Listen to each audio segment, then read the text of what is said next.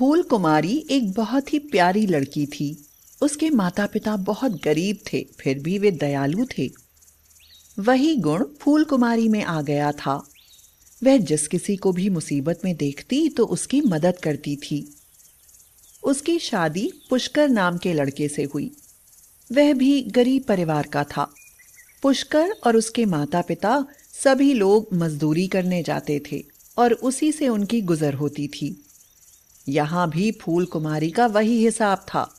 अगर कोई उससे कुछ मांगने आ जाता तो वह उसे दे देती। कभी कोई पड़ोसन आ जाती और कहती, बहन, तुम्हारे यहाँ थोड़ी चीनी होगी? दे दो, आज हमारे यहाँ चीनी खत्म हो गई है। मेरा बेटा दूध के लिए रो रहा है, वह ऐसे दूध ही नहीं पीता। तो वह उसको कटोरी भर चीनी ऐसे ही दे देती। कभी कोई और पड़ोसन आ जाती और फूल कुमारी से कहती, बहू, मुझे 100 रुपए उधार दे दो। अपनी बच्ची की मैं दवा लेने जा रही हूँ, मेरे पास नहीं है। मैं तुम्हें वापस कर जाऊंगी बाद में। तो फूल कुमारी दे देती। उसकी सास उसे डांटती थी और उससे कहती थी, तुमने क्या धर्मशाला खोल रखा है? हम लोग कौन से अमीर हैं? कोई ना कोई रोज तुमसे कुछ ना कुछ मांगने चला आता है और तुम उसे दे देती हो। फिर ऐसा होने लगा कि फूल कुमारी सबके सामने किसी को कुछ नहीं देती, लेकिन फिर चुपके से दे देती थी। पूरे मोहल्ले की औरतें इकट्ठे होकर जब बातचीत करती तो कहती थीं, ऐसी बहू हमने कभी नहीं देखी है, वह तो बहुत अच्छी है। इनके घर में तो लक्ष्मी आ गई है, लेकिन बेचारी बहुत तकलीफ भोग रही है। फूल कुमारी की इस परोपकार की भावना से उसकी सास और पुष्कर उससे बहुत नाराज हो जाते थे। एक बार ऐसा हुआ कि लगातार पानी बरस रहा था।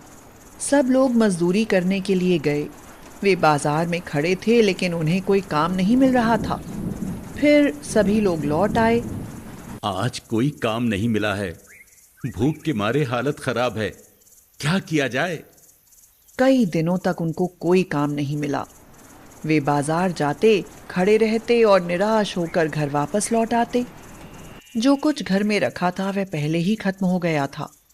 अब घर में खाने के लिए कुछ भी नहीं था। वे सब बहुत भूखे बैठे थे और कह रहे थे, हे भगवान, आज क्या खाएंगे? इतनी जोर की भूख लगी है।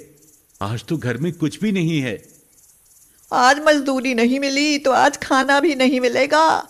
यहाँ तो रोज कुआं खोदो, रोज पानी पियो वाली हालत है। तभी उसकी पड़ोसन पुष्पा आ गई। लो, आ गई कुछ मांगने। अरे भाभी, उदास क्यों हो? क्या हुआ? आज हमारे यहाँ कुछ है ही नहीं। इतना सुनते ही पुष्पा अपने यहाँ गई और दाल, चावल और सब्जी ले आई। अभी खाना बना लो, तुमने तो हमारी बहुत मदद की थी। अब फूल कुम्हारी ने चूल्हा जलाया। पहले उसने दाल बनाई, उसके बाद चावल बनाए, फिर सब्जी और रोटियां सेकने लगी। अम्मा जी, आइए खाना खा लीजिए। सब लोग खाना खाने के लिए बैठे ही थे। सब लोग बहुत भूखे थे। तभी बाहर से आवाज आई, क्या इस गरीब के लिए कुछ है? बहुत जोर की मैं भूखी हूँ। फूल कुमारी ने बाहर निकलकर देखा तो एक बूढ़ी औरत खड़ी हुई थी। बेटी, बहुत जोर की भूख लगी है। मुझे चक्कर आ रहा है, मुझसे चला ही नहीं जा रहा। मुझे कुछ खाने के लिए दे दो बेटी। फूल कुमारी चक्कर में पड़ गई। खाना तो थोड़ा सा ही है, जो इतने लोगों के लिए भी पूरा नहीं है। वो सोचने लगी, हे भगवान, मैं क्या करूं? इन बूढ़ी अम्मा को खाना तो हमें देना ही चाहिए।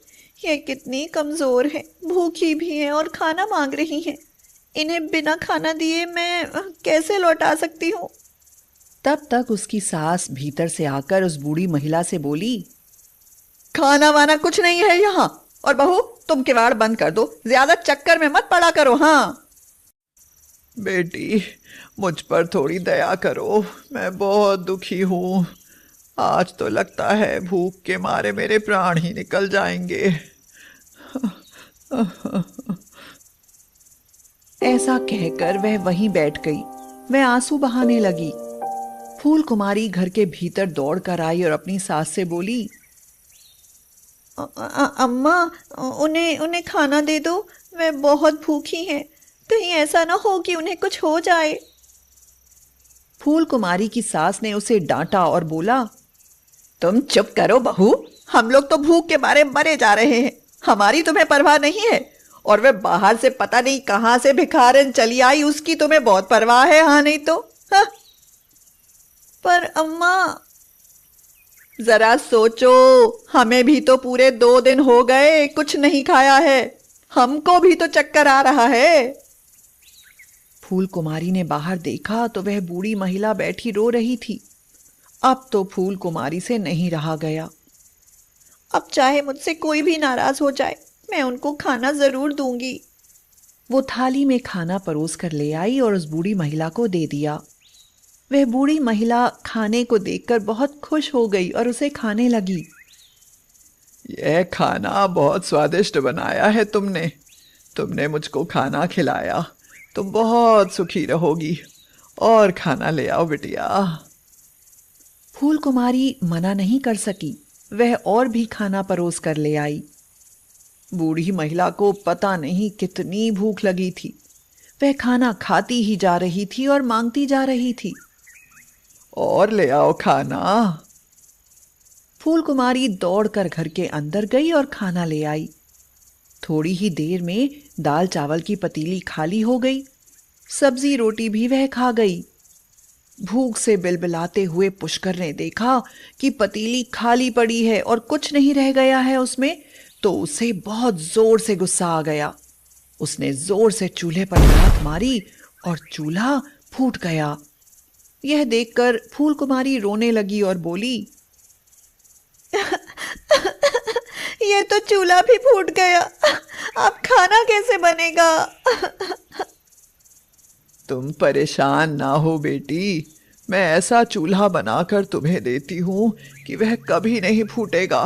उस पर खूब खाना बनाना और जो भी भूखा आए उसको खूब खिलाना। और उसने वहीं से थोड़ी सी मिट्टी उठाई और फूल कुमारी से पानी मांगा। उसने मिट्टी गूंधी और एक नया चूल्हा बनाकर रख दिया। बेटी, इस चूल्हे पर तुम खाना बनाओगी ना तो मुझे याद करोगी। तुम्हारे यहाँ कुछ नहीं है, तुम जिस चीज को बनाना चाहो उसका नाम लेकर चूल्हे पर पतीली रख दिया करना। ऐसा कहकर वह वहां से चली गई। फूल कुमारी ने चूल्हे पर खाली पतीली रख दी और बोली, मैं तो दाल बनाने वाली थी। अब तो एक बहुत बड़ा आश्चर्य हो गया। लकड़ियां उसमें अपने आप जलने लगी थीं। पतीली तुरंत ही दाल से भर गई। अब तो फूल कुमारी बहुत खुश हो गई। 1 मिनट में ही पतीली में दाल अपने आप बन गई। उसने दूसरी पतीली चढ़ा दी और बोली, मैं तो चावल बनाऊंगी। देरी नहीं लगी और चावल भी बन गए। अब तो फूल कुमारी जिस चीज को बनाना चाहती उसी का बस नाम लेती और वह चीज बनती चली जाती। यह देखकर फूल कुमारी के सास ससुर और पुष्कर बहुत खुश हो गए। वे फूल कुमारी की प्रशंसा करने लगे। अब सभी लोग खा रहे थे। जिसकी जो भी खाने की इच्छा होती वह उसी पकवान का नाम लेता और फूल कुमारी उसे बना देती।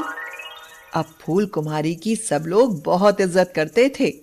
उसकी वजह से घर का कायाकल्प जो हो गया था।